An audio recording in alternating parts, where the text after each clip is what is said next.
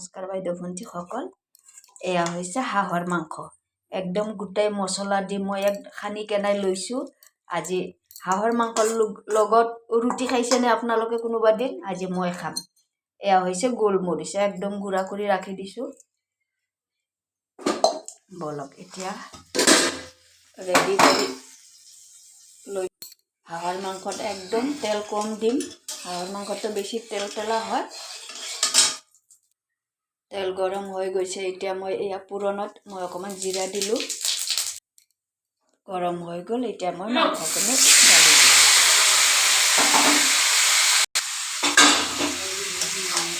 ঢাকি দিম।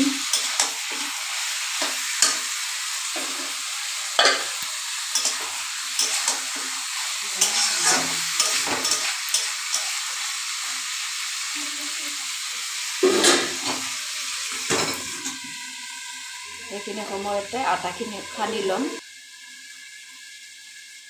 অকণমান নিমখ দিম। বহুত দিনৰ পিছত হাঁহৰ মাংস খাম।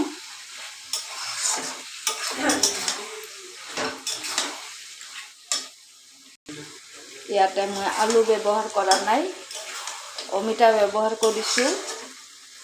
অমিতা আনিলোঁ এটা, অমিতা পকা অকণমান ওলাইছে, তাতে দি থলোঁ।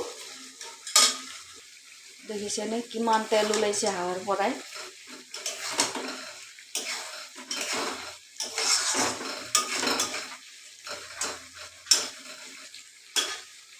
হাঁহৰ মাংস একদম হৈ গ'ল। অকণমান পানী দি দিম এতিয়া, গৰম পানী।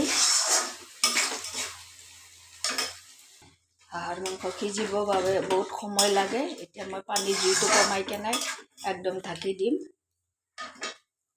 আটাখিনি একদম সানি কেনে গোল গোল কৰি ল'লোঁ। এতিয়া মই ৰুটি বনাম।